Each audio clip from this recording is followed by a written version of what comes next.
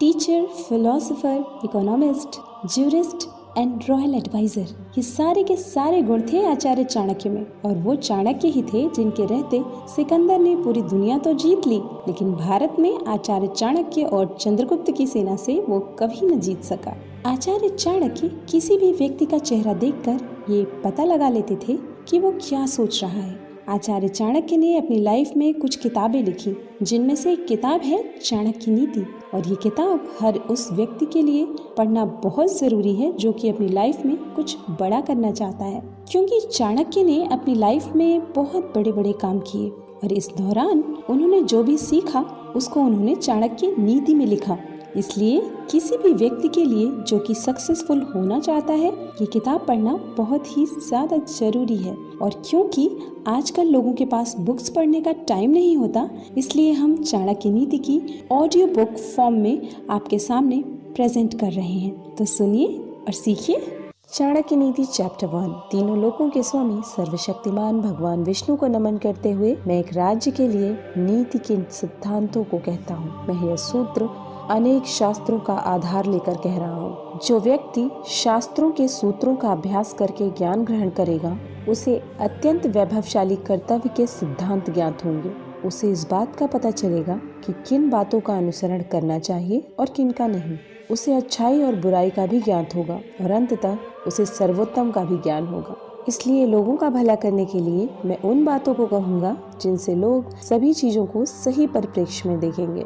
एक पंडित भी घोर कष्ट में आ जाता है यदि वह किसी मूर्ख को उपदेश देता है, यदि एक दुष्ट पत्नी का पालन पोषण करता है या किसी दुखी व्यक्ति के साथ अत्यंत घनिष्ठ संबंध बना लेता है। दुष्ट पत्नी, झूठा मित्र, बदमाश नौकर और सर्प के साथ निवास करना साक्षात मृत्यु के समान है। व्यक्ति को आने वाली मुसीबतों से निपटने के लिए धन संचय करना चाहिए। उसे धन संपदा त्याग कर भी पत्नी की सुरक्षा करनी चाहिए। लेकिन यदि बात आत्मा की सुरक्षा की हो तो उसे धन और पत्नी दोनों को तुच्छ समझना चाहिए। भविष्य में आने वाली मुसीबतों के लिए धन एकत्रित करें। ऐसा न सोचें कि धनवान व्यक्ति को मुसीबत कैसी। जब धन साथ छोड़ता है तो संगठित धन भी तेजी से घटने लगता है। उस देश में निवास न करें जहां आपकी कोई इज्जत नहीं, आप रोजगार नहीं कमा सकते, जहां आपका कोई मित्र नहीं और जहां आप कोई ज्ञान अर्जित नहीं कर सकते। ऐसी जगह पर एक दिन भी निवास न करें जहां निम्नलिखित 5 चीजें न हो। एक धनवान व्यक्ति, एक ब्राह्मण जो वैदिक शास्त्रों में निपुण हो, एक राजा, एक नदी और एक चिकित्सक। बुद्धिमान व्यक्ति को ऐसे देश में कभी नहीं जाना चाहिए जहां रोजगार कमाने का माध्यम न हो, जहां लोगों को किसी बात का भय न हो, जहां लोगों को किसी बात की लज्जा न हो, जहां लोग बुद्धिमान न हो और जहां लोगों की प्रवृत्ति दान धर्म की न हो। नौकर की परीक्षा तब करें जब वो कर्तव्य का पालन न कर रहा हो। रिश्तेदार की परीक्षा तब करें जब आप मुसीबत में घिरे हों। मित्र की परीक्षा विपरीत परिस्थितियों में करें और जब आपका वक्त अच्छा न चल रहा हो तब अपनी पत्नी की परीक्षा करें। अच्छा मित्र वही है जो हमें निम्नलिखित परिस्थितियों में नहीं त्यागे। आवश्यकता पड़ने पर, किसी दुर्घटना में पड़ने पर, जब अकाल पड़ा हो, जब युद्ध चल रहा हो, जब हमें राजा के दरबार में जाना पड़े और जब हमें शमशान घाट जाना पड़े। जो व्यक्ति किसी नाशवंत चीज के लिए कभी नाश नहीं होने वाली चीज को छोड़ देता है तो उसके हाथ से अविनाशी वस्तु तो चली जाती ही है और उसके साथ इसमें कोई संदेह नहीं कि नाशवान वस्तु को भी वो खो देता है। एक बुद्धिमान व्यक्ति को किसी इज्जतदार घर की अविवाहित कन्या के व्यंग होने के बावजूद भी उस कन्या से विवाह करना चाहिए। उसे किसी हीन घर की अत्यंत सुंदर स्त्री से विवाह नहीं करना चाहिए। शादी विवाह हमेशा बराबरी के घरों में उचित होता है। इन 4 पर कभी विश्वास न करें। नदियाँ, जिन व्यक्तियों के पास अस्त्र शस्त्र हो, नाखून और सींग वाले पशु, राजघरानों के लोगों पर अगर हो सके तो विष से भी अमृत निकाल लें। यदि सोना गंदगी में पड़ा हो तो उसे उठाएं, धोएं और अपनाएं। निचले कुल के जन्म लेने वालों से भी सर्वोत्तम ज्ञान ग्रहण करें।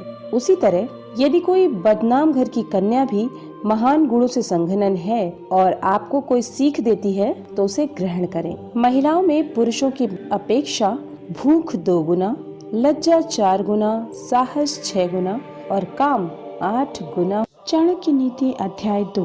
भोजन के योग्य पदार्थ और भोजन करने की क्षमता, पर्याप्त धनराशि तथा दान देने की भावना, ऐसे संयोगों का होना सामान्य तप का फल नहीं है। उस व्यक्ति ने धरती पर ही स्वर्ग को पा लिया जिसका पुत्र आज्ञाकारी है, जिसकी पत्नी उसकी इच्छा के अनुरूप व्यवहार करती है, जिसे अपने धन पर संतोष है। पुत्र वही है जो पिता का कहना मानता हो, पिता वही है जो पुत्र का पालन पोषण करे, मित्र वही है जिस पर आप विश्वास कर सकते हो, और पत्नी वही है जिससे सुख प्राप्त हो। ऐसे लोगों से बचें जो आपके मुंह पर तो मीठी मीठी बातें करते हैं, लेकिन आपके पीठ पीछे आपको बर्बाद करने की योजना बनाते हैं। ऐसा करने वाले तो उस विष के घड़े के समान हैं, जिसकी ऊपरी सतह दूध से भरी है। एक बुरे मित्र पर तो कभी विश्वास न करें, एक अच्छे मित्र पर भी विश्वास न करें, क्योंकि यदि ऐसे लोग आपसे रुष्ट होते हैं तो आपके सभी राजों से पर्दा खोल देंगे। मन में सोचे हुए कार्यों को किसी के सामने प्रकट न करें, बल्कि मनन पूर्वक उसकी सुरक्षा करते हुए उसे कार्य में परिणत कर दे। मूर्खता दुखदाई है, जवानी भी दुखदाई है, लेकिन इन सब से कहीं ज्यादा दुखदाई है किसी दूसरे के घर जाकर उसका एहसान लेना। हर पर्वत पर माणिक्य नहीं होते, हर हाथी के सिर पर मणि नहीं होती, सज्जन पुरुष भी हर जगह नहीं होते, और हर वन में चंदन के वृक्ष भी नहीं होते। बुद्धिमान पिता को अपने पुत्र को शुभ गुणों की सीख देनी चाहिए, क्योंकि नीतिज्ञ और ज्ञानी व्यक्तियों की ही कुल में पूजा होती है। जो माता व पिता अपने बच्चों को शिक्षा नहीं देते, वो तो बच्चों के शत्रु के समान है, क्योंकि वे विद्या विहीन बालक विद्वानों की सभा में वैसे ही तिरस्कृत किए जाते हैं जैसे हंसों की सभा में बगुले। लाड प्यार से बच्चों में गलत आदतें ढलती हैं, उन्हें कड़ी शिक्षा देने से अच्छी आदतें सीखते हैं। इसलिए बच्चों को जरूरत पड़ने पर दंडित करें, ज्यादा लाड ना करें। ऐसा एक भी दिन नहीं जाना चाहिए जब आपने एक श्लोक, आधा श्लोक, चौथाई श्लोक या श्लोक का केवल एक अक्षर नहीं सीखा, या आपने दान, अभ्यास या कोई पवित्र कार्य नहीं किया।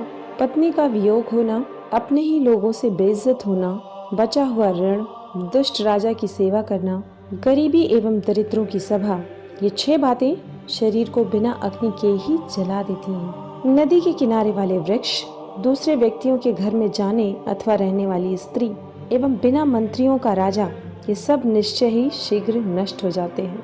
वेश्या को निर्धन व्यक्ति को त्याग देना चाहिए, प्रजा को पराजित राजा को त्याग देना चाहिए, पक्षियों को फल रहित वृक्ष त्याग देना चाहिए एवं अतिथियों को भोजन करने के पश्चात मेजबान के घर से निकल देना चाहिए।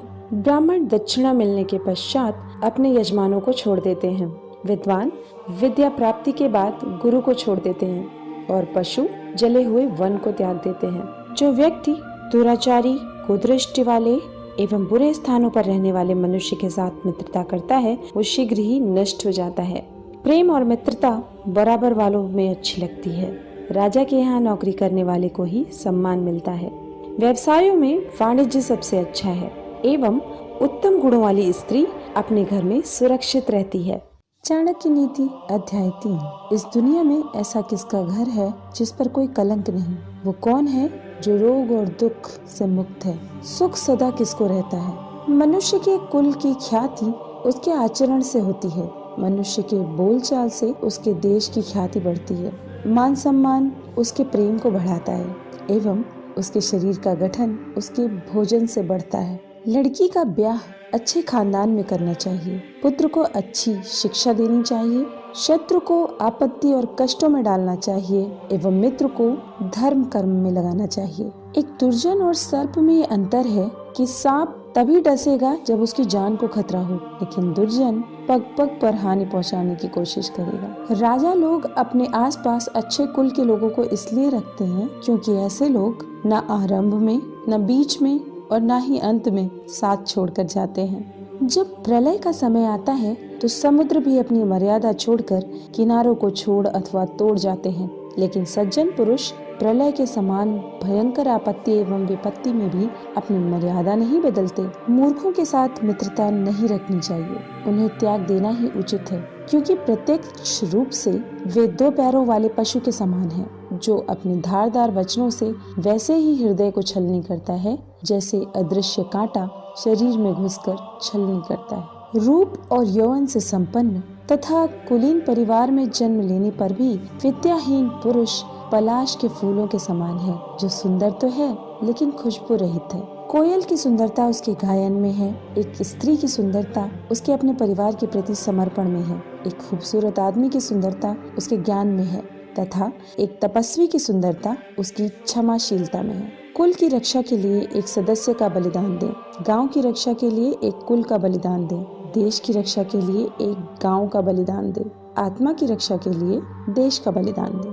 जो उद्यमशील है वो गरीब नहीं हो सकते। जो हरदम भगवान को याद करते हैं उन्हें पाप छू भी नहीं सकता। जो मौन रहते हैं वो झगड़ों में नहीं पड़ते। जो जागृत रहते हैं निर्भय होते हैं। अत्यधिक सुंदरता के कारण सीता हरण हुआ। अत्यंत घमंड के कारण रावण का अंत हुआ। अत्यधिक दान के कारण राजा बाली को भी बंधन में बंधना पड़ा। अतः सर्वत्र अति को त्यागना चाहिए। शक्तिशाली लोगों के लिए कौन सा कार्य कठिन है, व्यापारियों के लिए कौन सी जगह दूर है, विद्वानों के लिए कोई देश विदेश नहीं, मधुभाषियों का कोई शत्रु नहीं। जिस तरह सारा वन केवल एक ही पुष्प एवं सुगंध भरे वृक्ष से महक जाता है, उसी तरह एक ही गुणवान पुत्र पूरे कुल का नाम बढ़ाता है। जिस प्रकार केवल एक सूखा हुआ जलता वृक्ष संपूर्ण वन को जला देता है, उसी तरह एक ही कुपुत्र सारे कुल के मान, मर्यादा और प्रतिष्ठा को नष्ट कर देता है। एक विद्वान एवं सदाचारी पुत्र के कारण संपूर्ण परिवार वैसे ही खुशहाल रहता है जैसे चंद्रमा के निकलने पर रात्रि जगमगा उठती है। ऐसे अनेक पुत्र किस काम के जो दुख और निराशा पैदा करे। इससे तो वो एक ही पुत्र अच्छा है जो संपूर्ण घर को सहारा और शांति प्रदान करे। 5 साल तक पुत्र को लाड़ प्यार से पालना चाहिए। 10 साल तक उसे छड़ी की मार से डराइए, लेकिन जब वो 15 साल का हो जाए तो उससे मित्र के समान व्यवहार करें। वो व्यक्ति सुरक्षित रह सकता है जो नीचे दी गई परिस्थितियां उत्पन्न होने पर भाग जाए। नंबर 1 भयावह आपदा। नंबर 2 विदेशी आक्रमण। नंबर 3 भयंकर अकाल। नंबर 4 दुष्ट व्यक्ति का संग। जो व्यक्ति निम्नलिखित बातें अर्जित नहीं करता वो बार बार जन्म लेकर मरता है। नंबर 1 धर्म। नंबर 2 अर्थ। नंबर 3 काम। नंबर 4 मोक्ष। धन की देवी लक्ष्मी स्वयं वहाँ चली आती हैं जहाँ नंबर 1 मूर्खों का सम्मान नहीं होता। नंबर 2 अनाज का अच्छे से भंडारण किया जाता है। नंबर 3 पति पत्नी में आपस में लड़ाई बखेड़ा नहीं होता है। चाणक्य नीति अध्याय 4। निम्नलिखित बातें माता के गर्भ में ही निश्चित हो जाती हैं। नंबर 1 व्यक्ति कितने साल जिएगा। नंबर 2 किस प्रकार का काम करेगा। नंबर 3 उसके पास कितनी संपत्ति होगी। नंबर 4 उसकी मृत्यु कब होगी। पुत्र, मित्र, सगे संबंधी साधुओं को देखकर भागते हैं, लेकिन जो लोग साधुओं का अनुसरण करते हैं उनमें भक्ति जागृत होती है और उनके उस पुण्य से उनका सारा कुल धन्य हो जाता है। जैसे मछली दृष्टि से, कछुआ ध्यान देकर और पंछी स्पर्श करके अपने बच्चों को पालते हैं, वैसे ही सतजन पुरुषों की संगति मनुष्य का पालन पोषण करती है। जब आपका शरीर स्वस्थ है और आपके नियंत्रण में है, आत्म साक्षात्कार का उपाय कर लेना चाहिए, क्योंकि मृत्यु हो जाने के बाद कोई कुछ नहीं कर सकता। विद्या अर्जन करना ये एक कामधेनु के समान है जो हर मौसम में अमृत प्रदान करती है। वो विदेश में माता के समान रक्षक और हितकारी होती है, इसलिए विद्या को एक गुप्त धन कहा जाता है। सैकड़ों गुण रहित पुत्रों से अच्छा एक गुणी पुत्र है, क्योंकि एक चंद्रमा ही रात्रि के अंधकार को भगाता है और वहीं असंख्य तारे भी ये काम नहीं कर पाते। एक ऐसा बालक जो जन्मते वक्त मृत था, एक मूर्ख दीर्घायु बालक से बेहतर है। पहला बालक तो एक क्षण के लिए दुख देता है, दूसरा बालक अपने माँ बाप को जिंदगी भर दुख की अग्नि में जलाता है। निम्नलिखित बातें व्यक्ति को बिना आग के ही जलाती हैं। नंबर 1 एक छोटे गांव में बसना जहां रहने की सुविधाएं उपलब्ध नहीं। नंबर 2 एक ऐसे व्यक्ति के यहाँ काम करना जो नीच कुल में पैदा हुआ है। नंबर 3 अस्वास्थ्यवर्धक भोजन का सेवन करना।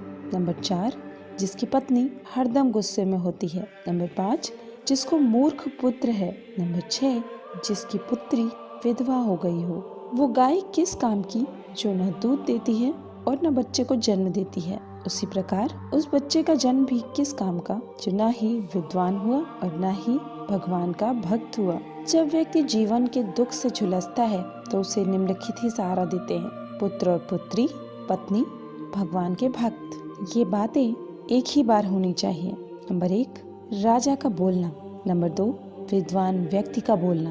नंबर 3, लड़की का ब्याहना। जब आप तप करते हैं तो अकेले करें, अभ्यास करते हैं तो दूसरों के साथ करें, गायन करते हैं तो 3 लोग करें, कृषि 4 लोग करें, युद्ध अनेक लोग मिलकर करें। वही अच्छी पत्नी है जो शुचिपूर्ण है, पारंगत है, शुद्ध है, पति को प्रसन्न रखने वाली है और सत्यवादी है। जिस व्यक्ति के पास पुत्र नहीं है उसका घर उजाड़ है, जिसे कोई सगे संबंधी नहीं है उसकी सभी दिशाएं उजाड़ है। मूर्ख व्यक्ति का हृदय उजाड़ है, निर्धन व्यक्ति का सब कुछ उजाड़ है। जिस आध्यात्मिक सीख का आचरण नहीं किया जाता वो जहर है। जिसका पेट खराब है उसके लिए भोजन जहर है। निर्धन व्यक्ति के लिए लोगों के किसी सामाजिक या व्यक्तिगत कार्यक्रम में एकत्र होना जहर है। जिस व्यक्ति के पास धर्म और दया नहीं है उसे दूर करो। जिस गुरु के पास आध्यात्मिक ज्ञान नहीं है उसे दूर करो। जिस पत्नी के चेहरे पर हरदम घृणा है उसे दूर करो। जिन रिश्तेदारों के पास प्रेम नहीं है उन्हें दूर करो। सतत भ्रमण करना व्यक्ति को बूढ़ा बना देता है। यदि घोड़े को हरदम बांध कर रखते हैं तो वो बूढ़ा हो जाता है। धूप में रखने से कपड़े पुराने हो जाते हैं। इन बातों को बार बार गौर करें। सही समय, सही मित्र, सही ठिकाना, पैसे कमाने के सही साधन, पैसा खर्चा करने के सही तरीके आपके ऊर्जा स्रोत। द्विज अग्नि में भगवान देखते हैं। भक्तों के हृदय में परमात्मा का वास होता है। जो अल्पमति के लोग होते हैं वो मूर्ति में भगवान देखते हैं, लेकिन जो व्यापक दृष्टि रखने वाले लोग होते हैं वो ये जानते हैं कि भगवान सर्व। चाणक्य नीति अध्याय 5। ब्राह्मणों को अग्नि की पूजा करनी चाहिए, दूसरे लोगों को ब्राह्मणों की पूजा करनी चाहिए, पत्नी को पति की पूजा करनी चाहिए तथा दोपहर के भोजन में आने के लिए जो अतिथि आए उसकी सभी को पूजा करनी चाहिए। सोने की परख उसे घिस कर, काट कर, गर्म करके और पीट कर की जाती है। उसी तरह व्यक्ति का परीक्षण वो कितना त्याग करता है, उसका आचरण कैसा है, उसमें गुण कौन से हैं और उसका व्यवहार कैसा है, इससे होता है। यदि आप पर मुसीबत आती नहीं है तो उससे सावधान रहें, लेकिन यदि मुसीबत आ जाती है तो किसी भी तरह उससे छुटकारा पाएं। अनेक व्यक्ति जो एक ही गर्भ में पैदा हुए हैं, एक ही नक्षत्र में पैदा हुए हैं, वे एक ही नहीं रहते। उसी तरह जैसे बेर के झाड़ के सभी बेर एक ही जैसे नहीं रहते। वह व्यक्ति जिसके हाथ स्वच्छ हैं, कार्यालय में काम नहीं करना चाहता। जिसने अपनी कामना को खत्म कर दिया है वो शारीरिक श्रृंगार नहीं करता। जो आधा पढ़ा हुआ है वो व्यक्ति मीठे बोल नहीं बोल सकता। जो सीधी बात करता है वो धोखा नहीं दे सकता। मूर्ख लोग विद्वानों से ईर्ष्या करते हैं। गलत मार्ग पर चलने वाली औरत पवित्र स्त्री से ईर्ष्या करती है। बदसूरत औरत खूबसूरत औरत से ईर्ष्या करती है। खाली बैठने से अभ्यास का नाश होता है। दूसरों को पैसा देखभाल के लिए देने से पैसे का नाश होता है। गलत ढंग से बुआई करने वाला किसान अपने बीजों का नाश करता है। यदि सेनापति नहीं है तो सेना का नाश होता है। अर्जित विद्या अभ्यास से सुरक्षित रहती है। घर की इज्जत अच्छे व्यवहार से सुरक्षित रहती है। अच्छे गुणों से इज्जतदार आदमी को मान मिलता है। किसी भी व्यक्ति का गुस्सा उसकी आंखों में दिखता है। जो वैदिक ज्ञान की निंदा करते हैं, शास्त्र सम्मत जीवन शैली का मजाक उड़ाते हैं, शांतिपूर्ण स्वभाव के लोगों का मजाक उड़ाते हैं, ऐसे लोग बिना किसी आवश्यकता के दुख को प्राप्त करते हैं। दान गरीबी को खत्म करता है। अच्छा आचरण दुख को मिटाता है। विवेक अज्ञान को नष्ट करता है। जानकारी भय को समाप्त करती है। वासना के समान दुष्कर कोई रोग नहीं, मोह के समान कोई शत्रु नहीं, क्रोध के समान अग्नि नहीं, स्वरूप ज्ञान के समान कोई बोध नहीं। व्यक्ति अकेले ही पैदा होता है, अकेले ही मरता है, अपने कर्मों के शुभ अशुभ परिणाम अकेले ही भोगता है, अकेले ही नरक में जाता है या सदगति प्राप्त करता है। जिसने अपने स्वरूप को जान लिया उसके लिए स्वर्ग तो तिनके के समान है। एक पराक्रमी योद्धा अपने जीवन को तुच्छ मानता है। जिसने अपनी कामना को जीत लिया उसके लिए स्त्री भोग का विषय नहीं, उसके लिए संपूर्ण ब्रह्मांड तुच्छ है।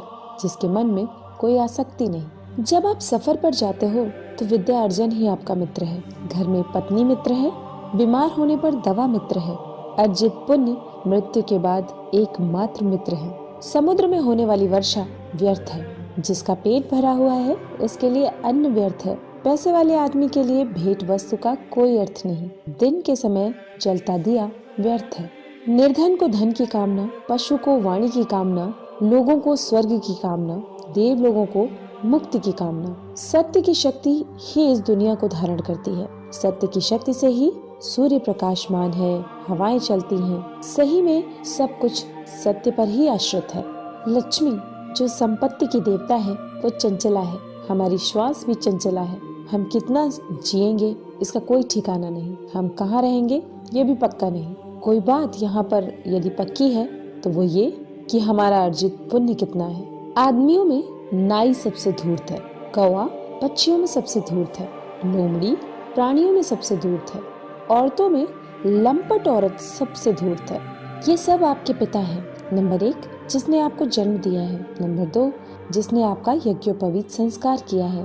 नंबर 3 जिसने आपको पढ़ाया है। नंबर 4 जिसने आपको भोजन दिया है। नंबर 5 जिसने आपको भयपूर्ण परिस्थितियों में बचाया है। इन सब को अपनी माताएं समझें। नंबर 1 राजा की पत्नी। नंबर 2 गुरु की पत्नी।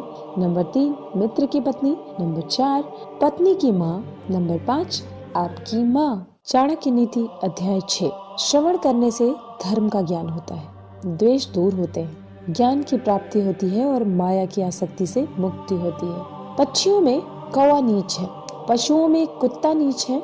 जो तपस्वी पाप करता है वो घिनौना है, लेकिन जो दूसरों की निंदा करता है वो सबसे बड़ा चांडाल है। राख से घिसने पर पीतल चमकता है, तांबा इमली से साफ होता है, औरतें प्रदर से शुद्ध होती है, नदी बहती रहे तो साफ रहती है। राजा ब्राह्मण और तपस्वी योगी जब दूसरे देश जाते हैं तो आदर पाते हैं, लेकिन औरत यदि भटक जाती है तो बर्बाद हो जाती है। धनवान व्यक्ति के कई मित्र होते हैं, उसके कई संबंधी भी होते हैं। धनवान को ही आदमी कहा जाता है और पैसे वाले को ही पंडित कहकर नवाजा जाता है। सर्वशक्तिमान की इच्छा से ही बुद्धि काम करती है, वही कर्म को नियंत्रित करता है। उसी की इच्छा से आसपास में मदद करने वाले लोग आ जाते हैं। काल सभी जीवों को निपुणता प्रदान करता है, वो सभी जीवों का संहार भी करता है। वो जागता रहता है जब सब सो जाते हैं। काल को कोई जीत नहीं सकता। जो जन्म से अंधे हैं वो देख नहीं सकते, उसी तरह जो वासना के अधीन है वो भी देख नहीं सकते। अहंकारी व्यक्ति को भी कभी ऐसा नहीं लगता कि वो कुछ बुरा कर रहा है, और जो पैसे के पीछे पड़े हैं उनको उनके कर्मों में कोई पाप दिखाई नहीं देता। जीवात्मा अपने कर्मों के मार्ग से जाता है और जो भी भले बुरे परिणाम कर्मों में आते हैं उन्हें भोगता है। अपने ही कर्मों से वो संसार में बंधता है और अपने ही कर्मों से वो बंधनों से छूटता है। राजा को उसके नागरिकों के पाप लगते हैं, राजा के यहाँ काम करने वाले पुजारी को राजा के पाप लगते हैं, पति को पत्नी के पाप लगते हैं, गुरु को उसके शिष्यों के पाप लगते हैं। अपने ही घर में व्यक्ति के ये शत्रु हो सकते हैं, जिसका बाप यदि हरदम कर्ज में डूबा रहता है, उसकी माँ यदि किसी दूसरे पुरुष से संग करती है, सुंदर पत्नी वो लड़का जिसने शिक्षा प्राप्त न की हो। एक लालची आदमी को भेंट वस्तु देकर संतुष्ट कर सकते हैं, एक कठोर आदमी को हाथ जोड़कर संतुष्ट करें, एक मूर्ख को सम्मान देकर संतुष्ट करें, एक विद्वान आदमी को सच बोलकर संतुष्ट करें। एक बेकार राज्य का राजा होने से बेहतर है कि व्यक्ति किसी राज्य का राजा ना हो। एक पापी का मित्र होने से बेहतर है कि व्यक्ति बिना मित्र का हो। एक मूर्ख का गुरु होने से बेहतर है कि व्यक्ति बिना शिष्य वाला हो। एक बुरी पत्नी होने से बेहतर है कि व्यक्ति बिना पत्नी वाला हो। एक बेकार राज्य के लोग सुखी कैसे हो, एक पापी से किसी शांति की प्राप्ति कैसे हो, एक बुरी पत्नी के साथ घर में कौन सा सुख प्राप्त हो सकता है, एक नालायक शिष्य को शिक्षा देकर कैसे कीर्ति प्राप्त हो। शेर से एक बात सीखें, बगुले से 1, मुर्गे से 4, कौवे से 5, कुत्ते से 6 और गधे से 3। शेर से एक बढ़िया बात सीखें कि आप जो भी करना चाहते हो एक दिली से और जबरदस्त प्रयास से करें। बुद्धिमान व्यक्ति अपनी इंद्रियों को बगुले की तरह वश में करते हुए अपने लक्ष्य को जगह, समय और योग्यता का पूरा ध्यान रखते हुए पूर्ण करे। मुर्गे से ये 4 बातें सीखें। नंबर 1, सही समय पर उठें। नंबर 2, निडर बने और लड़े। नंबर 3, संपत्ति का रिश्तेदारों से उचित बंटवारा करें। नंबर 4, अपने भोजन की व्यवस्था खुद करें। कौवे से ये 4 बातें सीखें। नंबर 1, निडरता। नंबर 2, उपयोगी वस्तुओं का संचय करें। नंबर 3, सभी ओर दृष्टि घुमाएं। नंबर 4, दूसरों पर आसानी से विश्वास न करें। कुत्ते से ये बातें सीखें। बहुत भूख हो पर खाने को कुछ न मिले या कम मिले तो भी संतोष करें। नंबर 2, गाढ़ी नींद में हो तो भी क्षण भर में उठ जाए। नंबर 3, अपने स्वामी के प्रति बेझिझक ईमानदारी रखें। नंबर 4, निडरता। गधे से ये 3 बातें सीखें। नंबर 1, अपना बोझ ढोना न छोड़े। नंबर 2, सर्दी गर्मी की चिंता न करें।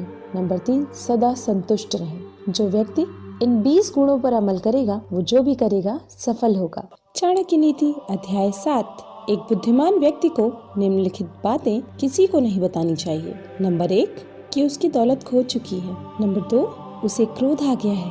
नंबर 3, उसकी पत्नी ने जो गलत व्यवहार किया है। नंबर 4, लोगों ने जो उसे गालियां दी। नंबर 5, वो किस प्रकार बेइज्जत हुआ है। जो व्यक्ति आर्थिक व्यवहार करने में, ज्ञानार्जन करने में, खाने में और काम धंधा करने में शर्माता नहीं है, वो सुखी हो जाता है। जो सुख और शांति का अनुभव ज्ञान को प्राप्त करने से होता है, वैसा अनुभव जो लोभी लोग धन के लोभ में यहाँ वहाँ भटकते रहते हैं, उन्हें कभी नहीं होता। व्यक्ति नीचे दी गई 3 चीजों से संतुष्ट रहे। नंबर 1, खुद की पत्नी। नंबर 2, वो भोजन जो विधाता ने उसे प्रदान किया है। नंबर 3, उतना धन जितना ईमानदारी से मिल गया। लेकिन व्यक्ति को नीचे दी गई 3 चीजों से संतुष्ट नहीं होना चाहिए। नंबर 1, अभ्यास। नंबर 2, भगवान का स्मरण। नंबर 3, परोपकार। इन दोनों के मध्य कभी भी न जाएं। नंबर 1, 2 ब्राह्मण। नंबर 2, ब्राह्मण और उसके यज्ञ में जलने वाली अग्नि। नंबर 3, पति पत्नी। नंबर 4, स्वामी और उनका नौकर। नंबर 5, हल और बैल। अपना पैर कभी भी इनसे न छूने दें। नंबर 1, अग्नि। नंबर 2, आध्यात्मिक गुरु। नंबर 3, ब्राह्मण। नंबर 4, गाय। नंबर 5, एक कुमारिका। नंबर 6, एक उम्र में बड़ा आदमी। नंबर 7, एक बच्चा। हाथी से 1000 गज की दूरी रखें, घोड़े से 100 गज की, सींग वाले जानवर से 10 गज की, लेकिन दुष्ट जहाँ हो उस जगह से ही निकल जाएं। हाथी को अंकुश से नियंत्रण करें, घोड़े को थपथपा के, सींग वाले जानवर को डंडा दिखा के, एक बदमाश को तलवार से। ब्राह्मण अच्छे भोजन से तृप्त होते हैं, मोर मेघ गर्जना से, साधु दूसरों की संपन्नता देखकर और दुष्ट दूसरों की विपदा देखकर। एक शक्तिशाली आदमी से उसकी बात मानकर समझौता करें, एक दुष्ट का प्रतिकार करें, और जिनकी शक्ति आपकी शक्ति के बराबर है उनसे समझौता विनम्रता से या कठोरता से करें। एक राजा की शक्ति उसकी शक्तिशाली भुजाओं में है, एक ब्राह्मण की शक्ति उसके स्वरूप ज्ञान में है, एक स्त्री की शक्ति उसकी सुंदरता, तारुण्य और मीठे वचनों में है। अपने व्यवहार में बहुत सीधे न रहें, क्योंकि आप यदि वन जाकर देखते हैं तो पाएंगे कि जो पेड़ सीधे उगे उन्हें काट लिया गया, और जो पेड़ आड़े तिरछे हैं वो आज भी खड़े हैं। हंस वहाँ रहते हैं जहाँ पानी होता है, पानी सूखने पर वे उस जगह को छोड़ देते हैं। आप किसी आदमी को ऐसा व्यवहार न करने दें कि वो आपके पास आता और जाता रहे। संचित धन खर्च करने से बढ़ता है, उसी प्रकार जैसे ताजा जल जो अभी आया है बचता है यदि पुराने स्थिर जल को निकाल के बाहर कर दिया जाए। वो व्यक्ति जिसके पास धन है उसके पास मित्र और संबंधी भी बहुत रहते हैं, वो इस दुनिया में टिक पाता है और उसी को इज्जत मिलती है। स्वर्ग में निवास करने वाले देवता लोगों और धरती पर निवास करने वाले लोगों में कुछ सामान्य गुण हैं। नंबर 1, परोपकार। नंबर 2, मीठे वचन। नंबर 3, भगवान की आराधना। नंबर 4, ब्राह्मणों की जरूरतों की पूर्ति।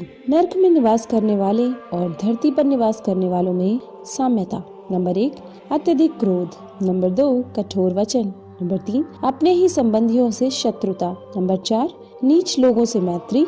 नंबर 5, हीन हरकतें करने वालों की नौकरी। यदि आप शेर की गुफा में जाते हैं तो आपको हाथी के माथे का मणि मिल सकता है, लेकिन यदि आप लोमड़ी जहाँ रहती है वहाँ जाते हैं तो बछड़े की पूंछ या गधे की हड्डी के अलावा कुछ नहीं मिलेगा। एक अनपढ़ आदमी की जिंदगी किसी कुत्ते की पूंछ की तरह बेकार है, उससे न उसकी इज्जत ही ढकती है और न ही कीड़े मक्खियों को भगाने के काम आती है। यदि आप दिव्यता चाहते हैं तो आपकी बोली, मन और इंद्रियों में शुद्धता होनी चाहिए। उसी प्रकार आपके हृदय में करुणा भी होनी चाहिए। जिस प्रकार एक फूल में खुशबू है, तिल में तेल है, लकड़ी में अग्नि है, दूध में घी है, गन्ने में गुड़ है, उसी प्रकार यदि आप ठीक से देखते हैं तो हर व्यक्ति में परमात्मा है। चाणक्य नीति अध्याय 8। नीच वर्ग के लोग दौलत चाहते हैं, मध्यम वर्ग के लोग दौलत और इज्जत दोनों चाहते हैं, लेकिन उच्च वर्ग के लोग सम्मान चाहते हैं, क्योंकि सम्मान ही उच्च लोगों की असली दौलत है।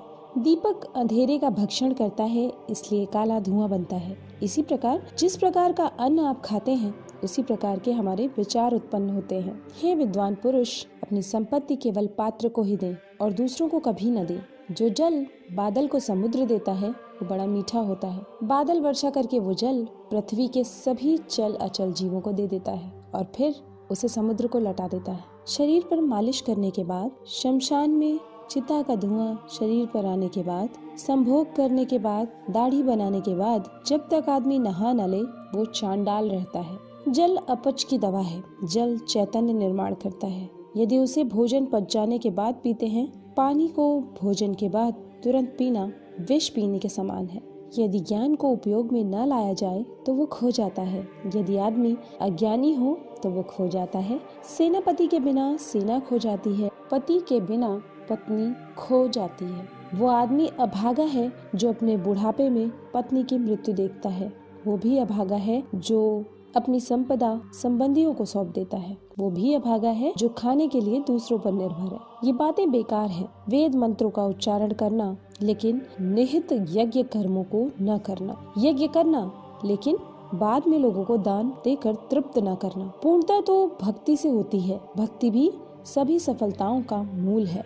एक संयमित मन के समान कोई तप नहीं, संतोष के समान कोई सुख नहीं, लोभ के समान कोई रोग नहीं, दया के समान कोई गुण नहीं। क्रोध साक्षात यम है। तृष्णा नरक की ओर ले जाने वाली वैतरणी है। ज्ञान कामधेनु है। संतोष ही तो नंदनवन है। नीति की उत्तमता ही व्यक्ति के सौंदर्य का गहना है। उत्तम आचरण से व्यक्ति उत्तरोत्तर ऊंचे लोक में जाता है। सफलता ही विद्या का आभूषण है। उचित विनियोग ही संपत्ति का गहना है। नीति भ्रष्ट होने से सुंदरता का नाश होता है। हीन आचरण से अच्छे कुल का नाश होता है। पूर्णता न आने से विद्या का नाश होता है। उचित विनियोग के बिना धन का नाश होता है। जो जल धरती में समा गया वो शुद्ध है। परिवार को समर्पित पत्नी शुद्ध है। लोगों का कल्याण करने वाला राजा शुद्ध है। वो ब्राह्मण शुद्ध है जो संतुष्ट है। असंतुष्ट ब्राह्मण, संतुष्ट राजा, लज्जा रखने वाली वेश्या, कठोर आचरण करने वाली गृहिणी, ये सभी लोग विनाश को प्राप्त होते हैं। क्या करना ऊंचे कुल का यदि बुद्धिमत्ता न हो। एक नीच कुल में उत्पन्न होने वाले विद्वान व्यक्ति का सम्मान देवता भी करते हैं। विद्वान व्यक्ति लोगों से सम्मान पाता है। विद्वान उसकी विद्वता के लिए हर जगह सम्मान पाता है। ये बिल्कुल सच है कि विद्या हर जगह सम्मानित है। जो लोग दिखने में सुंदर हैं, जवान हैं, ऊंचे कुल में पैदा हुए हैं, वो बेकार हैं यदि उनके पास विद्या नहीं है। वो तो पलाश के फूल के समान, जो दिखते तो अच्छे हैं पर महकते नहीं। ये धरती उन लोगों के भार से दबी रह जाती है जो मांस खाते हैं, दारू पीते हैं, बेवकूफ हैं। वे सब तो आदमी होते हुए भी पशु हैं। उस यज्ञ के समान कोई शत्रु नहीं जिसके उपरांत लोगों को बड़े पैमाने पर भोजन न कराया जाए। ऐसे यज्ञ राज्यों को खत्म कर देते हैं। यदि पुरोहित यज्ञ में ठीक से उच्चारण न करे तो यज्ञ उसे खत्म कर देता है, और यदि यजमान लोगों को दान एवं भेंट वस्तु न दे तो वो भी यज्ञ द्वारा खत्म हो जाता है। चाणक्य नीति अध्याय 9। तात, यदि तुम जन्म मरण के चक्र से मुक्त होना चाहते हो तो जिन विषयों के पीछे तुम इंद्रियों की संतुष्टि के लिए भागते फिरते हो, उन्हें ऐसे त्याग दो जैसे तुम विष को त्याग देते हो। इन सब को छोड़कर हे तात, तितिक्षा, ईमानदारी का आचरण, दया, शुचिता और सत्य, इसका अमृत पियो। वो कमीने लोग जो दूसरों की गुप्त खामियों को उजागर करते फिरते हैं, उसी तरह नष्ट हो जाते हैं जिस तरह कोई सांप चींटियों के टीलों में जाकर मर जाता है। शायद किसी ने ब्रह्मा जी, जो इस सृष्टि के निर्माता हैं, को यह सलाह नहीं दी कि वो स्वर्ण को सुगंध प्रदान करें, गन्ने के झाड़ में फल प्रदान करें, चंदन के वृक्ष को फूल प्रदान करें, विद्वान को धन प्रदान करें, राजा को लंबी उम्र प्रदान करें। अमृत सबसे बढ़िया औषधि है। इंद्रिय सुख से अच्छा भोजन सर्वश्रेष्ठ सुख है। नेत्र सभी इंद्रियों में श्रेष्ठ है। मस्तक शरीर के सभी भागों में श्रेष्ठ है। कोई संदेश वाहक आकाश में जा नहीं सकता। आकाश से कोई खबर आ नहीं सकती। वहाँ रहने वाले लोगों की आवाज सुनाई नहीं देती और उनके साथ कोई संपर्क नहीं हो सकता। इसलिए वो ब्राह्मण जो सूर्य और चंद्र की भविष्यवाणी करता है, उसे विद्वान मानना चाहिए। इन सातों को जगा दे यदि ये सो जाएं। नंबर 1 विद्यार्थी, नंबर 2 सेवक, नंबर 3 पथिक, नंबर 4 भूखा आदमी, नंबर 5 डरा हुआ आदमी, नंबर 6 खजाने का रक्षक और नंबर 7 खजांची। इन सातों को नींद से नहीं जगाना चाहिए।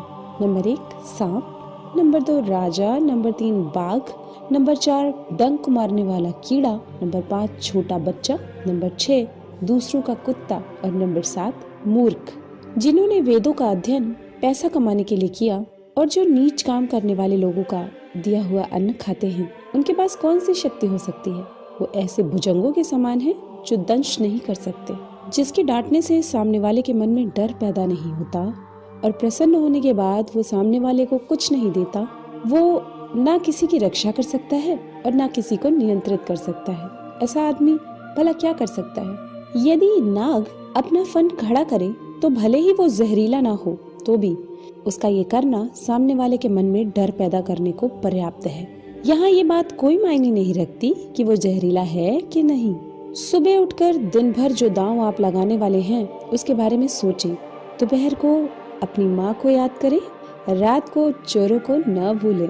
आपको इंद्र के समान वैभव प्राप्त होगा यदि आप अपने भगवान के गले की माला अपने हाथों से बनाएं, अपने भगवान के लिए चंदन अपने हाथों से घिसें, अपने हाथों से पवित्र ग्रंथों को लिखें, गरीबी पर धैर्य से मात करें, पुराने वस्त्रों को स्वच्छ करें, बासी अन्न को गर्म करें, अपनी क्रूरता पर अपने अच्छे व्यवहार से मात करें। चाणक्य नीति अध्याय 10। जिनके पास धन नहीं है वो गरीब नहीं है, वो तो असल में रईस है।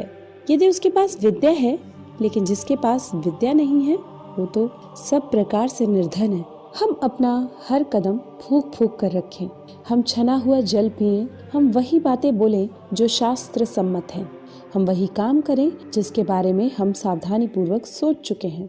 जिसे अपनी इंद्रियों की तुष्टि चाहिए वो विद्यार्जन करने के सभी विचार भूल जाए और जिसे ज्ञान चाहिए वो अपने इंद्रियों की तुष्टि भूल जाए।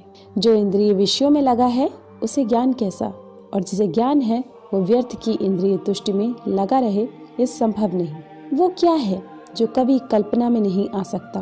वो कौन सी बात है जिसे करने में औरत सक्षम नहीं है? ऐसी कौन सी बकवास है जो दारू पिया हुआ आदमी नहीं करता? ऐसा क्या है जो कौवा नहीं खाता? नियति एक भिखारी को राजा और राजा को भिखारी बना सकती है। भिखारी ये कंजूस आदमी का दुश्मन है। एक अच्छा सलाहकार एक मूर्ख आदमी का शत्रु है। वो पत्नी जो पराये पुरुष में रुचि रखती है उसके लिए उसका पति शत्रु है, और जो चोर रात को काम करने के लिए निकलता है चंद्रमा उसका शत्रु है। जिनके पास ये कुछ नहीं है, जैसे विद्या, तप, ज्ञान, अच्छा स्वभाव, गुण, दया भाव, वो धरती पर मनुष्य के रूप में घूमने वाले पशु हैं। धरती पर उनका भार है। जिनके भेजे खाली हैं, अर्थात जो मूर्ख हैं, वो कोई उपदेश नहीं दे सकते और ना समझ सकते हैं। यदि बांस को मलय पर्वत पर भी उगाया जाए तो उसमें चंदन के गुण नहीं आते। जिसे अपनी कोई अक्ल नहीं होती उसकी शास्त्र क्या भलाई करेंगे। एक अंधा आदमी आईने का क्या करेगा? एक बुरा आदमी सुधर नहीं सकता। आप पृष्ठ भाग को चाहे जितना साफ करें वो श्रेष्ठ भागों की बराबरी नहीं कर सकता। अपने निकट संबंधियों का अपमान करने से जान जाती है, दूसरों को अपमान करने से दौलत जाती है। राजा का अपमान करने से सब कुछ जाता है। एक ब्राह्मण का अपमान करने से कुल का नाश हो जाता है। ये बेहतर है कि आप जंगल में एक झाड़ के नीचे रहें जहाँ बाघ और हाथी रहते हैं। उस जगह रहकर आप फल खाएं और जलपान करें। आप घास पर सोएं और पुराने पेड़ों की खालें पहने, लेकिन आप अपने सगे संबंधियों में न रहें यदि आप निर्धन हो गए हो। ब्राह्मण एक वृक्ष के समान है, उसकी प्रार्थना ही उसका मूल है। वह जो वेदों का गान करता है वो उसकी शाखाएं हैं। वह जो पुण्य कर्म करता है वही उसके पत्ते हैं। इसलिए उसे अपने मूल को बचाना चाहिए। यदि मूल नष्ट हो जाता है तो शाखाएं भी न रहेंगी और पत्ते भी। लक्ष्मी मेरी माता है, विष्णु मेरे पिता हैं, वैष्णव जन मेरे सगे संबंधी हैं, तीनों लोक मेरा देश है। रात्रि के समय कितने ही प्रकार के पक्षी वृक्ष पर विश्राम करते हैं। भोर होते ही सब पक्षी 10 दिशाओं में उड़ जाते हैं।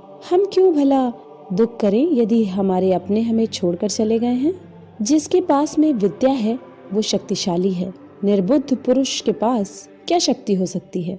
एक छोटा खरगोश भी चतुराई से मदमस्त हाथी को तालाब में गिरा देता है। हे विश्वंभर, तू सबका पालन करता है, मैं मेरे गुजारे की चिंता क्यों करूं जब मेरा मन तेरी महिमा गाने में लगा हुआ है। आपके अनुग्रह के बिना एक माता की छाती से दूध नहीं बह सकता और शिशु का पालन नहीं हो सकता। मैं हरदम यही सोचता हूँ कि हे यदुवंशियों के प्रभु, हे लक्ष्मीपति, मेरा पूरा समय आपकी ही चरण सेवा में खर्च करता रहूं। चाणक्य नीति अध्याय 11। उदारता, वचनों में मधुरता, साहस, आचरण में विवेक, ये बातें कोई पा नहीं सकता, ये मूल में होनी चाहिए। जो अपने समाज को छोड़कर दूसरे समाज को जा मिलता है वो उसी राजा की तरह नष्ट हो जाता है जो अधर्म के मार्ग पर चलता है। हाथी का शरीर कितना विशाल है लेकिन एक छोटे से अंकुश से नियंत्रित हो जाता है। एक दिया घने अंधकार का नाश करता है। क्या अंधेरे से दिया बड़ा है? एक कड़कती हुई बिजली एक पहाड़ को तोड़ देती है। क्या बिजली पहाड़ जितनी विशाल है? जी नहीं, बिल्कुल नहीं। वही बड़ा है जिसकी शक्ति छा जाती है। इससे कोई फर्क नहीं पड़ता कि आकार कितना है। जो घर गृहस्थी के काम में लगा रहता है वो कभी ज्ञान प्राप्त नहीं कर सकता। मांस खाने वाले के हृदय में दया नहीं हो सकती। लोभी व्यक्ति कभी सत्य भाषण नहीं कर सकता और एक शिकारी में कभी शुद्धता नहीं हो सकती। एक दुष्ट व्यक्ति में कभी पवित्रता उदित नहीं हो सकती। उसे चाहे जैसा समझा लो। जैसे नीम का वृक्ष कभी मीठा नहीं हो सकता। आप चाहे उसकी शिखा से मूल तक घी और शक्कर छिड़क दें, आप चाहे 100 बार पवित्र जल से स्नान करें, आप अपने मन का मैल नहीं धो सकते। उसी प्रकार जिस प्रकार मदिरा का पात्र पवित्र नहीं हो सकता, चाहे आप उसे गर्म करके सारी मदिरा की भाप बना दे। इसमें कोई आश्चर्य नहीं कि व्यक्ति उन बातों के प्रति अनुद्गार कहता है जिसका उसे कोई ज्ञान नहीं। उसी प्रकार जैसे एक जंगली शिकारी की पत्नी हाथी के सर का मणि फेंक कर गूंजे की माला धारण करती है। जो व्यक्ति 1 साल तक भोजन करते समय भगवान का ध्यान करेगा और मुंह से कुछ नहीं बोलेगा, उसे 1000 करोड़ वर्ष तक स्वर्गलोक की प्राप्ति होगी। एक विद्यार्थी पूर्ण रूप से निम्नलिखित बातों का त्याग करे। नंबर 1 काम, नंबर 2 क्रोध, नंबर 3 लोभ, नंबर 4 स्वादिष्ट भोजन की अपेक्षा, नंबर 5 शरीर का श्रृंगार, नंबर 6 अत्यधिक जिज्ञासा, नंबर 7 अधिक निद्रा, नंबर 8 शरीर निर्वाह के लिए अत्यधिक प्रयास। वो ब्राह्मण जो दुकानदारी में लगा है असल में वैश्य ही है। निम्न स्तर के लोगों से जिस व्यवसाय में संपर्क आता है वो व्यवसाय ब्राह्मण को शूद्र बना देता है। वो ब्राह्मण जो दूसरों के काम में अड़ंगे डालता है, जो दंभी है, स्वार्थी है, धोखेबाज है, दूसरों से घृणा करता है और बोलते समय मुंह से मिठास और हृदय में क्रूरता रखता है, वो एक बिल्ली के समान है। एक ब्राह्मण जो तालाब को, कुएं को, टाके को, बगीचे को और मंदिर को नष्ट करता है वो म्लेच्छ है। वो ब्राह्मण जो भगवान की मूर्ति की संपदा चुराता है और जो अपना गुजारा करने के लिए कुछ भी और सब कुछ खाता है वो चांडाल है। एक गुणवान व्यक्ति को वो सब कुछ दान में देना चाहिए जो उसकी आवश्यकता से अधिक है। केवल दान के कारण ही कर्ण, बाली और राजा विक्रमादित्य आज तक चल रहे हैं। देखिए उन मधुमक्खियों को जो अपने पैर दुख से धरती पर पटक रही हैं और वो अपने आप से कहती हैं, आखिर में सब चला ही गया। हमने हमारे शहद को जो बचा कर रखा था ना ही दान दिया और ना ही खुद खाया। अभी एक पल में ही कोई हमसे सब कुछ छीन कर ले। चाणक्य नीति अध्याय 12। वो गृहस्थ भगवान की कृपा को पा चुका है जिसके घर में आनंददायी वातावरण है, जिसके बच्चे गुणी हैं, जिसकी पत्नी मधुर वाणी बोलती है, जिसके पास अपनी जरूरतें पूरा करने के लिए पर्याप्त धन है, जो अपनी पत्नी से सुखपूर्ण संबंध रखता है, जिसके नौकर उसका कहना मानते हैं, जिसके घर में मेहमान का स्वागत किया जाता है, जिसके घर में मंगलदायी भगवान की पूजा रोज की जाती है, जहाँ स्वाद भरा भोजन पान किया जाता है, जिसे भगवान के भक्तों की संगति में आनंद आता है, जो एक संकट का सामना करने वाले ब्राह्मण को भक्ति भाव से अल्पदान देता है, उसे बदले में विपुल लाभ होता है। वे लोग जो इस दुनिया में सुखी हैं, जो अपने संबंधियों के प्रति उदार हैं, अनजाने लोगों के प्रति सहृदय हैं, अच्छे लोगों के प्रति प्रेम भाव रखते हैं, नीच लोगों से धूर्ततापूर्ण व्यवहार करते हैं, विद्वानों से कुछ नहीं छुपाते, दुश्मनों के सामने साहस दिखाते हैं, बड़ों के प्रति विनम्र और पत्नी के प्रति सख्त हैं। अरे लोमड़ी, उस व्यक्ति के शरीर को तुरंत छोड़ दे जिसके हाथों ने कोई दान नहीं दिया, जिसके कानों ने कोई विद्या ग्रहण नहीं की, जिसके आंखों ने भगवान का सच्चा भक्त नहीं देखा, जिसके पांव कभी तीर्थ क्षेत्रों में नहीं गए, जिसने अधर्म के मार्ग से कमाए हुए धन से अपना पेट भरा और जिसने बिना मतलब ही अपना सर ऊंचा उठा रखा है। अरे लोमड़ी, उसे मत खा, नहीं तो दूषित हो जाएगी। धिक्कार है उन्हें जिन्हें भगवान श्री कृष्ण जो माँ यशोदा के लाडले हैं, उनके चरण कमलों में कोई भक्ति नहीं। मृदंग की ध्वनि धिक्तम धिक्तम करके ऐसे लोगों का धिक्कार करती है। बसंत ऋतु क्या करेगी यदि बांस पर पत्ते नहीं आते? सूर्य का क्या दोष यदि उल्लू दिन में देख नहीं सकता? बादलों का क्या दोष यदि बारिश की बूंदें चातक पक्षी की चोंच में नहीं गिरती? उसे कोई कैसे बदल सकता है जो किसी के मूल में है? एक दुष्ट के मन में सद्गुणों का उदय हो सकता है यदि वह एक भक्त के सत्संग करता है, लेकिन दुष्ट का संग करने से भक्त दूषित नहीं होता। जमीन पर जो फूल गिरता है उससे धरती सुगंधित होती है, लेकिन पुष्प को धरती की गंध नहीं लगती। उसका सही से कल्याण हो जाता है जिसे भक्त के दर्शन होते हैं। भक्त में तुरंत शुद्ध करने की क्षमता है। पवित्र क्षेत्र में तो लंबे समय के संपर्क से शुद्धि होती है। एक अजनबी ने एक ब्राह्मण से पूछा, बताइए इस शहर में महान क्या है? ब्राह्मण ने जवाब दिया कि खजूर के पेड़ का समूह महान है। अजनबी ने सवाल किया, यहाँ दानी कौन है? जवाब मिला कि ये धोबी जो सुबह से कपड़े ले जाता है और शाम को लौटाता है। प्रश्न हुआ, यहाँ सबसे काबिल कौन है? जवाब मिला, यहाँ हर कोई दूसरे का द्रव्य और दारा हरण करने में काबिल है। प्रश्न हुआ कि आप ऐसी जगह रह कैसे लेते हैं? जवाब मिला कि जैसे एक कीड़ा एक दुर्गंध युक्त जगह पर रहता है। वो घर जहाँ ब्राह्मणों के चरण कमल को धोया नहीं जाता, जहाँ वैदिक मंत्रों का जोर से उच्चारण नहीं होता और जहाँ भगवान को और पितरों को भोग नहीं लगाया जाता, वो घर एक शमशान है। सत्य मेरी माता है, आध्यात्मिक ज्ञान मेरा पिता है, धर्माचरण मेरा बंधु है, दया मेरा मित्र है, भीतर की शांति मेरी पत्नी है, क्षमा मेरा पुत्र है। मेरे परिवार में ये 6 लोग हैं। हमारे शरीर नश्वर हैं, धन में तो कोई स्थायी भाव नहीं है, मृत्यु हरदम हमारे निकट है, इसलिए हमें तुरंत पुण्य कर्म करने चाहिए। ब्राह्मणों को स्वादिष्ट भोजन से आनंद आता है, गायों को ताजी कोमल घास खाने में, पत्नी को पति के सानिध्य में, क्षत्रियों को युद्ध में आनंद आता है।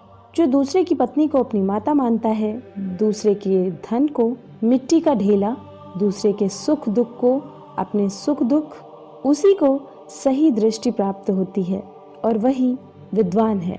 भगवान राम में ये सब गुण हैं। नंबर 1, सद्गुणों की प्रीति। नंबर 2, मीठे वचन। नंबर 3, दान देने की तीव्र इच्छा शक्ति। नंबर 4, मित्रों के साथ कपट रहित व्यवहार। नंबर 5, गुरु की उपस्थिति में विनम्रता। नंबर 6, मन की गहरी शांति। नंबर 7, शुद्ध आचरण। नंबर 8, गुणों की परख। नंबर 9, शास्त्र के ज्ञान की अनुभूति। नंबर 10, रूप की सुंदरता। नंबर 11, भगवत भक्ति। कल्पतरु तो एक लकड़ी ही है, सुवर्ण का सुमेर पर्वत तो निश्चल है, चिंतामणि तो एक पत्थर है, सूर्य में ताप है, चंद्रमा तो घटता बढ़ता रहता है, अमर्याद समुद्र तो खारा है, कामदेव का तो शरीर ही जल गया, महाराज बलि तो राक्षस कुल में पैदा हुए, कामधेनु तो पशु ही है, भगवान राम के समान कौन है? विद्या सफर में हमारा मित्र है, पत्नी घर पर मित्र है, औषधि रुग्ण व्यक्ति की मित्र है, मरते वक्त तो पुण्य कर्म ही मित्र है। राज परिवारों से शिष्टाचार सीखें, पंडितों से बोलने की कला सीखें, जुआरियों से झूठ बोलना सीखें, एक औरत से छल सीखें। बिना सोचे समझे खर्च करने वाला नटखट बच्चा जिसे अपना घर नहीं, अपनी पत्नी को दुर्लक्षित करने वाला, जो अपने आचरण पर ध्यान नहीं देता है, ये लोग जल्दी ही बर्बाद हो जाएंगे। एक विद्वान व्यक्ति को अपने भोजन की चिंता नहीं करनी चाहिए, उसे सिर्फ अपने धर्म को निभाने की चिंता होनी चाहिए। हर व्यक्ति का भोजन पर जन्म से ही अधिकार है। जिसे दौलत, अनाज और विद्या अर्जित करने में और भोजन करने में शर्म नहीं आती, वो सुखी रहता है।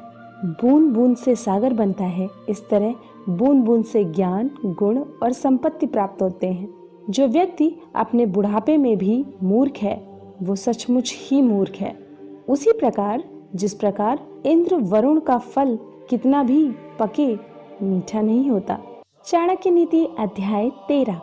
यदि आदमी एक पल के लिए भी जिए तो भी उस पल को शुभ कर्म में खर्च करे।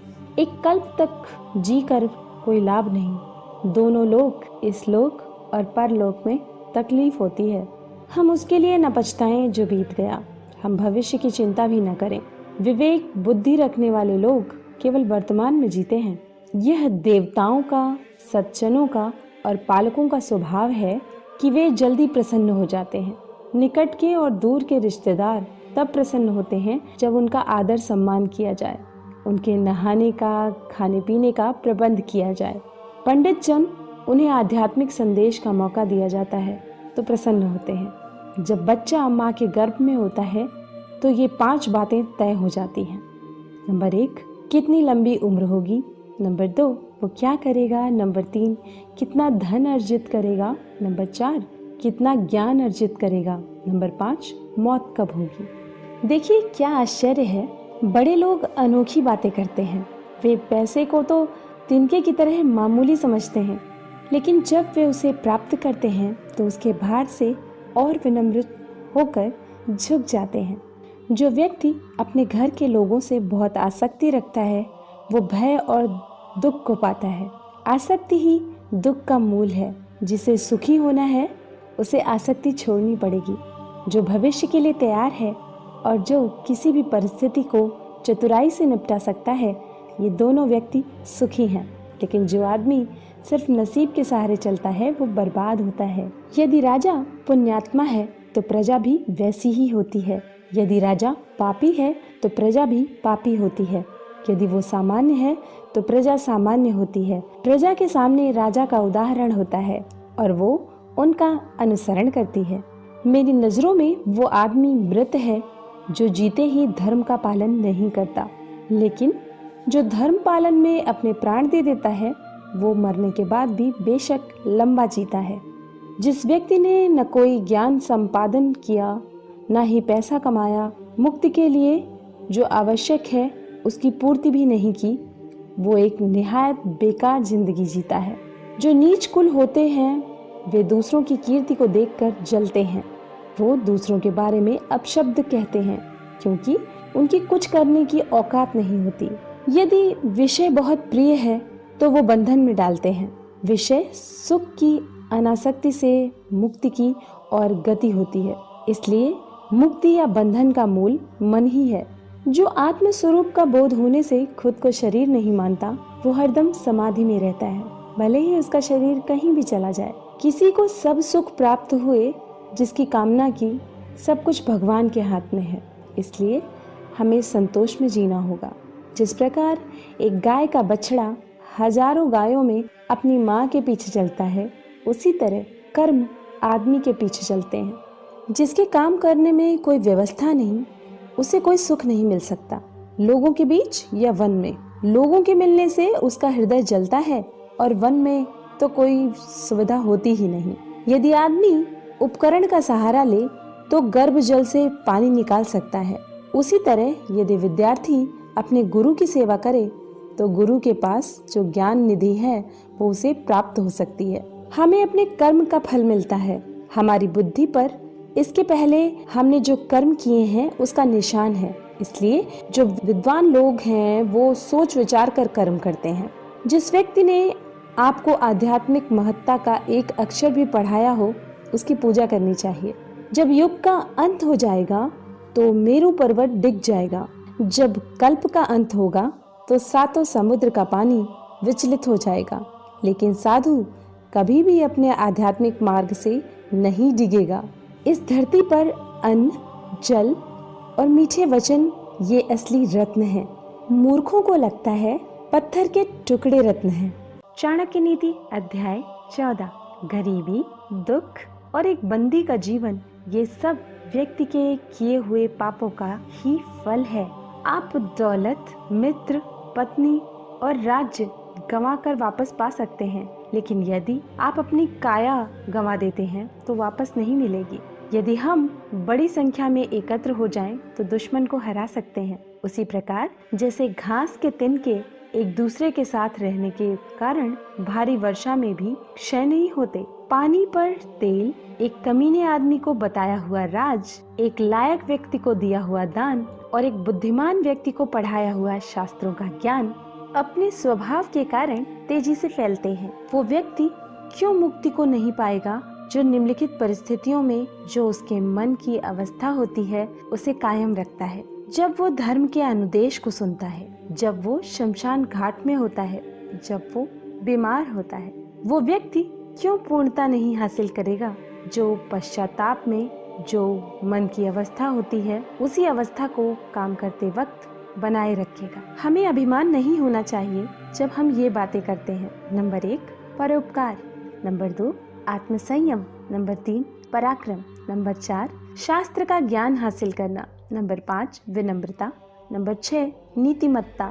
ये करते वक्त अभिमान करने की इसलिए जरूरत नहीं क्योंकि दुनिया बहुत कम दिखाई देने वाले दुर्लभ रत्नों से भरी पड़ी है। वह जो हमारे मन में रहता है, हमारे निकट है, हो सकता है कि वास्तव में वो हमसे बहुत दूर हो। इसलिए वो व्यक्ति जो हमारे निकट है लेकिन हमारे मन में नहीं, वो हमसे बहुत दूर है। यदि हम किसी से कुछ पाना चाहते हैं तो उससे ऐसे शब्द बोलें जिससे वो प्रसन्न हो जाए।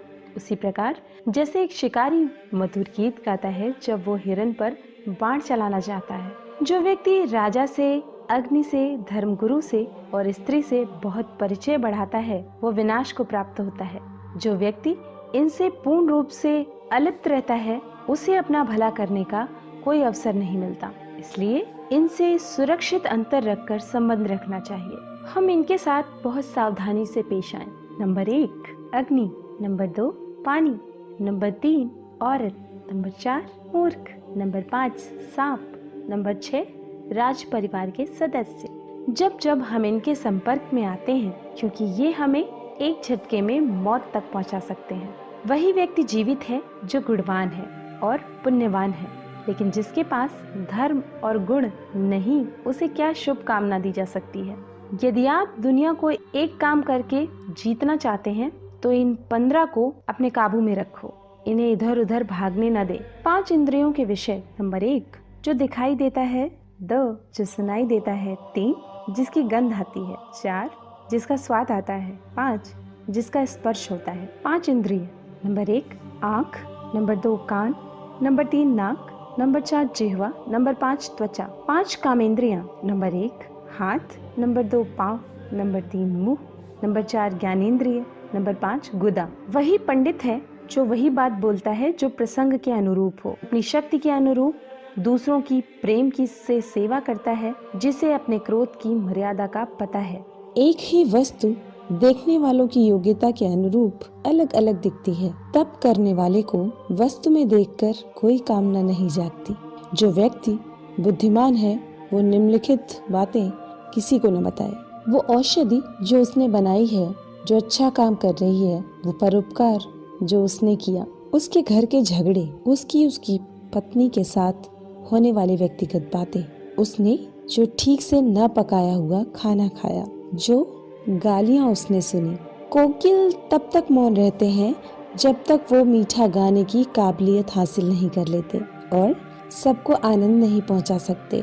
हम निम्नलिखित बातें प्राप्त करें और उसे कायम रखें। हमें पुण्य कर्म के जो आशीर्वाद मिले, धन, अनाज, वो शब्द जो हमने हमारे आध्यात्मिक गुरु से सुने, कम पाई जाने वाली दवाइयाँ। हम ऐसा नहीं करते हैं तो जीना मुश्किल हो जाएगा। कुसंग का त्याग करें और संत जनों से मेल जोल बढ़ाएं। दिन और रात गुणों का संपादन करें, उस पर हमेशा चिंतन करें जो शाश्वत है और जो अनित्य है उसे भूल जाएं। चाणक्य नीति अध्याय 15। वो व्यक्ति जिसका हृदय हर प्राणी मात्र के प्रति करुणा से पिघलता है, उसे जरूरत क्या है किसी ज्ञान की, मुक्ति की, सर के ऊपर जटा जूट रखने की और अपने शरीर पर राख मलने की। इस दुनिया में वो खजाना नहीं है जो आपको आपके सद्गुरु ने एक ज्ञान का एक अक्षर दिया उसके कर्ज से मुक्त कर सके। कांटों और दुष्ट लोगों से बचने के 2 उपाय हैं।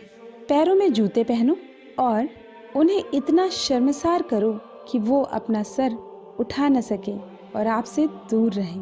जो अस्वच्छ कपड़े पहनता है, जिसके दांत साफ नहीं, जो बहुत खाता है, जो कठोर शब्द बोलता है, जो सूर्योदय के बाद उठता है, उसका कितना भी बड़ा व्यक्तित्व क्यों न हो, वो लक्ष्मी की कृपा से वंचित रह जाएगा।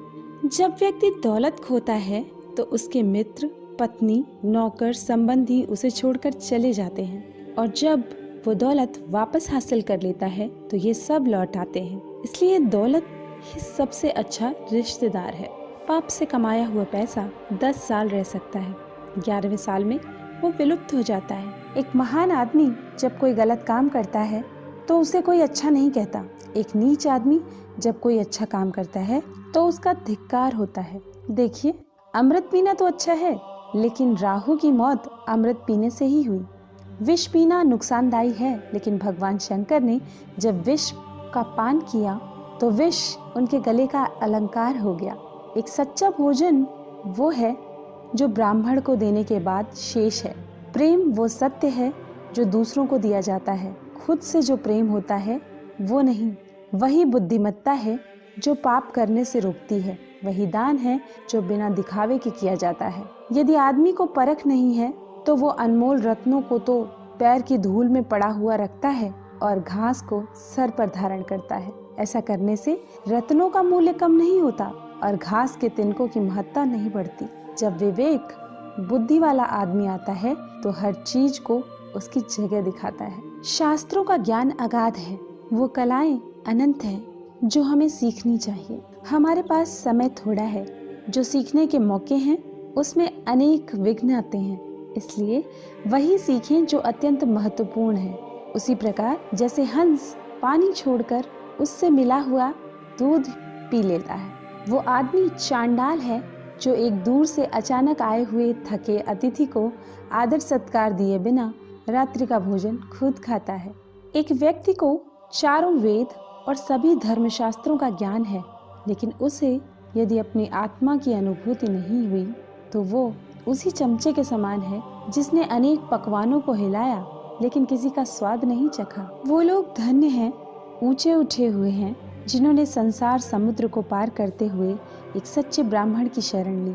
उनकी शरणागति ने नौका का काम किया। वे ऐसे मुसाफिरों की तरह नहीं हैं जो एक सामान्य जहाज पर सवार हैं जिसके डूबने का खतरा है।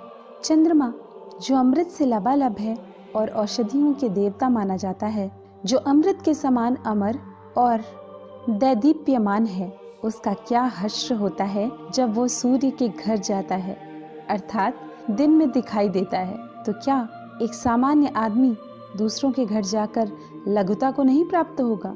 ये मधुमक्खी जो कमल की नाजुक पंखुड़ियों में बैठकर उसके मीठे मधु का पान करती थी, वो अब एक सामान्य कुटज के फूल पर अपना ताव मारती है, क्योंकि वो ऐसे देश में आ गई है जहाँ कमल है ही नहीं। उसे कुटज के पराग ही अच्छे लगते हैं। मेरे स्वामी, मैं ब्राह्मणों के घर में इसलिए नहीं रहती क्योंकि अगस्त ऋषि ने गुस्से में समुद्र को, जो मेरे पिता हैं, पी लिया। भृगु मुनि ने आपकी छाती पर लात मारी। ब्राह्मणों को पढ़ने में बहुत आनंद आता है और वे मेरी जो स्पर्धक है उस सरस्वती की हरदम कृपा चाहते हैं और वे रोज कमल के फूल को, जो मेरा निवास है, जलाशय से निकालते हैं और भगवान शिव की पूजा करते हैं। दुनिया में बांधने के ऐसे अनेक तरीके हैं जिससे व्यक्ति को प्रभाव में लाया जा सकता है और नियंत्रित किया जा सकता है। सबसे मजबूत बंधन प्रेम का है। इसका उदाहरण वो मधुमक्खी है जो लकड़ी को छेड़ सकती है लेकिन फूल की पंखुड़ियों को छेदना पसंद नहीं करती, चाहे उसकी जान चली जाए। चंदन कट जाने पर भी अपनी महक नहीं छोड़ते। हाथी बूढ़ा होने पर भी अपनी लीला नहीं छोड़ता। गन्ना निचोड़े जाने पर भी अपनी मिठास नहीं छोड़ता। उसी प्रकार ऊंचे कुल में पैदा हुआ व्यक्ति अपने उन्नत गुणों को नहीं छोड़ता, भले ही उसे कितनी भी गरीबी में क्यों न बसर करना पड़े। चाणक्य नीति अध्याय 16। मूर्ख को लगता है कि वो हसीन लड़की उसे प्यार करती है और वो उसका गुलाम बन जाता है और उसके इशारों पर नाचता है। ऐसा यहाँ कौन है जिसमें दौलत पाने के बाद मस्ती नहीं है? क्या कोई बेलगाम आदमी अपने संकटों पर रोक लगा पाया है? इस दुनिया में किस आदमी को औरत ने कब्जे में नहीं किया? किसके ऊपर राजा की हरदम मेहरबानी रही? किसके ऊपर समय के प्रकोप नहीं हुए? किस भिखारी को यहाँ शोहरत मिली? किस आदमी ने दुष्ट के दुर्गुण पाकर सुख को प्राप्त किया? व्यक्ति को महत्ता उसके गुण प्रदान करते हैं। वो जिन पदों पर काम करता है सिर्फ उससे कुछ नहीं होता। क्या आप एक कौवे को गरुड़ कहेंगे यदि वो एक ऊंची इमारत की छत पर जाकर बैठता है? जो व्यक्ति गुणों से रहित है लेकिन जिसकी लोग सराहना करते हैं वो दुनिया में काबिल माना जा सकता है। लेकिन जो आदमी खुद की ही डींगे हाँकता है वो अपने आप को दूसरों की नजरों में गिराता है, भले ही वो स्वर्ग का राजा इंद्र क्यों ना हो।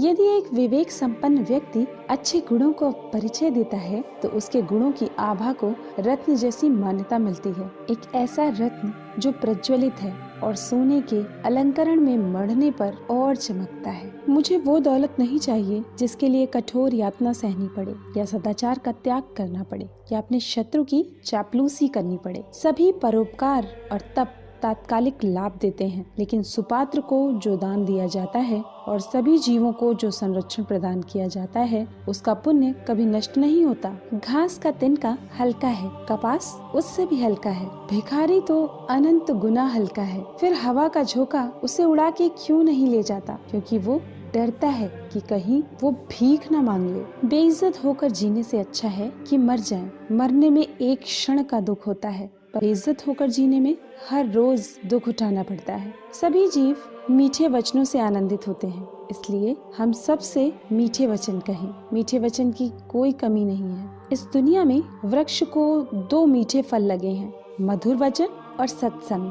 पहले के जन्मों की अच्छी आदतें जैसे दान, विद्यार्जन और तप इस जन्म में भी चलती रहती हैं, क्योंकि सभी जन्म एक श्रृंखला से जुड़े हैं। जिसका ज्ञान किताबों में सिमट गया है और जिसने अपनी दौलत दूसरों के सुपुर्द कर दी है, वो जरूरत आने पर ज्ञान और दौलत कुछ भी इस्तेमाल नहीं कर सकता। चाणक्य नीति अध्याय 17। वो विद्वान जिसने असंख्य किताबों का अध्ययन बिना सद्गुरु के आशीर्वाद से कर लिया, वो विद्वानों की सभा में एक सच्चे विद्वान के रूप में नहीं चमकता है। उसी प्रकार जिस प्रकार एक नाजायज औलाद को दुनिया में कोई प्रतिष्ठा हासिल नहीं होती, वो चीज जो दूर दिखाई देती है, जो असंभव दिखाई देती है, जो हमारी पहुंच से बाहर दिखाई देती है, वो भी आसानी से हासिल हो सकती है यदि हम तप करते हैं, क्योंकि तप से ऊपर कुछ नहीं।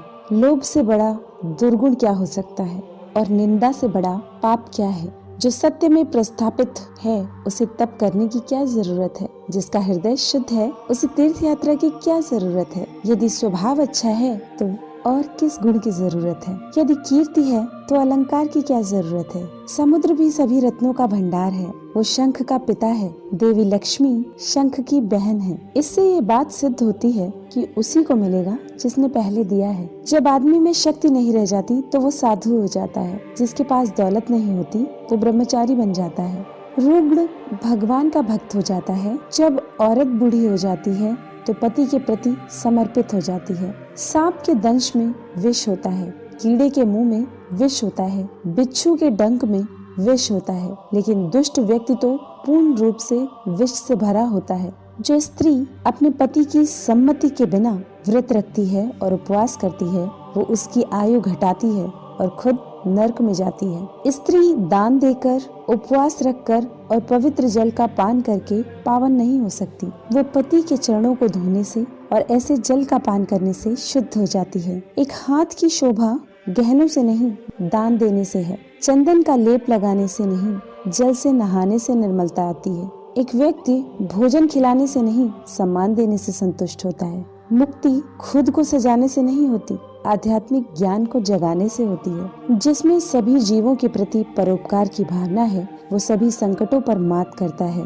और उसे हर कदम पर सभी प्रकार की संपन्नता प्राप्त होती है। वो इंद्र के राज्य में जाकर क्या सुख भोगेगा जिसकी पत्नी प्रेम भाव रखने वाली और सदाचारी है, जिसके पास में संपत्ति है, जिसका पुत्र सदाचारी और अच्छे गुण वाला है, जिसको अपने पुत्र द्वारा पौत्र हुए हैं। मनुष्यों में और निम्न स्तर के प्राणियों में खाना, सोना, घबराना और गमन करना समान है। मनुष्य अन्य प्राणियों से श्रेष्ठ है तो विवेक ज्ञान की बदौलत। इसलिए जिन मनुष्यों में ज्ञान नहीं वे पशु हैं। यदि मदमस्त हाथी अपने माथे से टपकने वाले रस को पीने वाले भौरे को कान हिलाकर उड़ा देता है तो भौरों का कुछ नहीं जाता, वे कमल में भरे हुए तालाब की ओर खुशी से चले जाते हैं। हाथी के माथे का श्रृंगार कम हो जाता है। ये आठों कभी दूसरों का दुख नहीं समझ सकते। नंबर 1 राजा, नंबर 2 वैश्या, नंबर 3 यमराज, नंबर 4 अग्नि, नंबर 5 चोर, नंबर 6 छोटा बच्चा, नंबर 7 भिखारी और नंबर 8 कर वसूल करने वाला। हे केत की पुष्पा, तुम में तो कीड़े रहते हैं, तुमसे ऐसा कोई फल भी नहीं बनता जो खाया जाए। तुम्हारे पत्ते कांटों से ढके हैं, तुम टेढ़े होकर बढ़ते हो, कीचड़ में खिलते हो, कोई तुम्हें आसानी से पा नहीं सकता, लेकिन तुम्हारी अतुलनीय खुशबू के कारण दूसरे पुष्पों की तरह तुम सभी को प्रिय हो। इसलिए एक ही अच्छाई अनेक बुराइयों पर भारी पड़ती है।